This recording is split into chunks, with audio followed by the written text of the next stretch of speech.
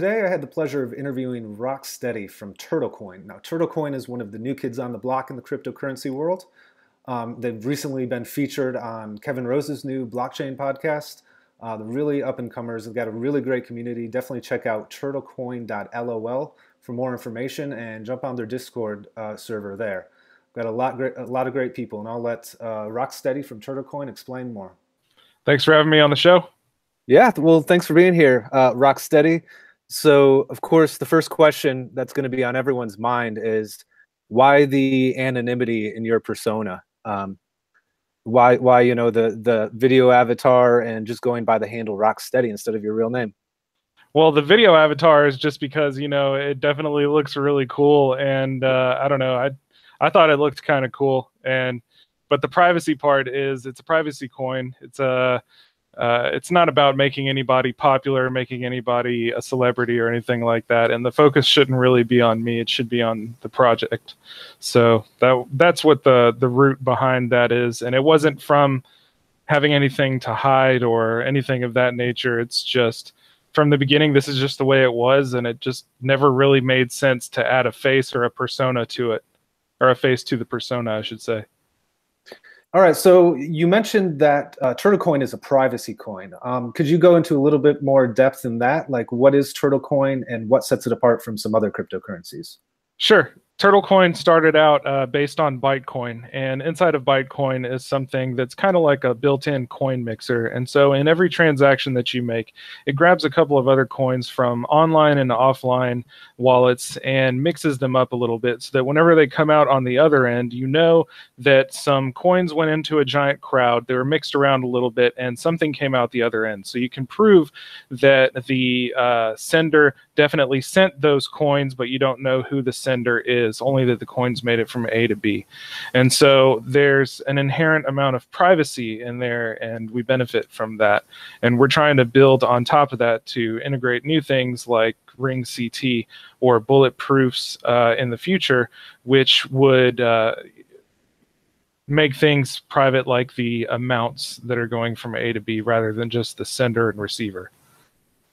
Another thing I noticed on your website that you say sets TurtleCoin apart is kind of the quicker blocks. Yes. Could you talk a little bit about why that's even a thing? What is the advantage of quicker block times?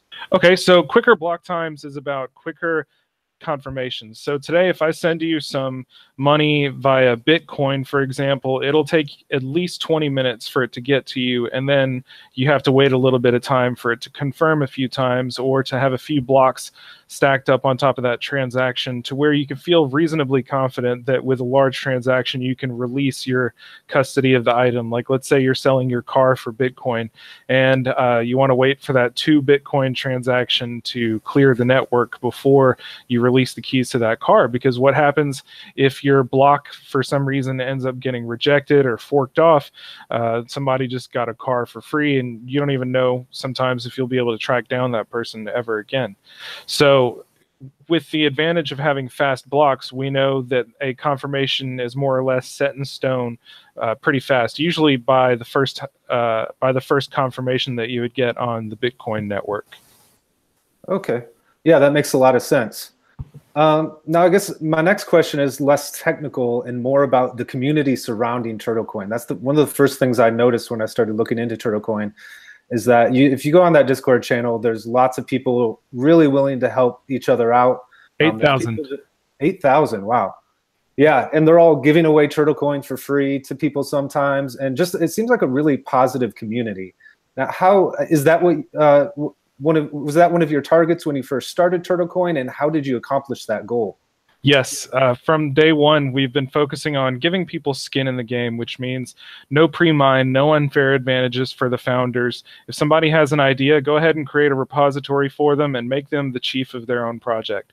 So everyone who's had an idea has been given the chance to build that idea and definitely been given the space and the resources to work. And every time we find somebody with some like-minded goals, we put them in the same project with them to collaborate. Yeah, so yeah, you mentioned some tools that the community is building, so that leads me right into my next question. So, I mean, what can we expect development-wise from the TurtleCoin team in the next 6 months to a year? Well, with the release of Monero ASIC miners, we're definitely focused on changing our algorithm so that we're not affected by people with an unfair advantage on our network as far as altering the block payouts and the hash rate of the network, or people who are less determined to mine like that, but still would like to do things like rent hash power or get any other type of unfair advantage like botnets and so on. We just don't want to be a casualty of that by people who just have like a shotgun approach to things, just trying to see who's vulnerable to this type of arbitrage scenario. So we're taking matters into our hands and changing our algorithm sufficiently to make sure that this doesn't affect us also. And after that, we're going to be porting our code base either to a more secure form from the ground up of C++ with more type safety, or just go over to Golang, which seems to be the more popular option. So how can people find out more about what's on that roadmap and get more involved with the community? Well, first you can hop on to our chat, which is chat.turtlecoin.lol. Or if you just want to check out the roadmap that we have whenever the house isn't currently on fire and we're redesigning the algorithm, you can find that at turtlecoin.lol. And I think it's /roadmap. Okay, great. Well, thanks so much for your time today. Thanks for having me on. Yeah, one last question. I told you I wouldn't ambush you with any questions, but there's one question I like to ask the viewer or my interviewees on this channel, and that's could you share a little bit about your personal journey? Like, how did you get into the blockchain world and things like that? Sure. I was an early adopter of Bitcoin back in the day and early miner of Bitcoin. And as things progressed forward, I became really interested in the CryptoNote project and CryptoNote blockchains. So I've had chances to contribute to the Monero project, Aeon, and other associated projects. So since then, it's just been the logical path to continue in that same project world. All right. Well, I know you're a very busy person. I want to thank you for your time. Thank you. Yeah, thanks. And everybody check out turtlecoin.lol. And this has been RockSteady. So thanks so much for your time, RockSteady. See ya.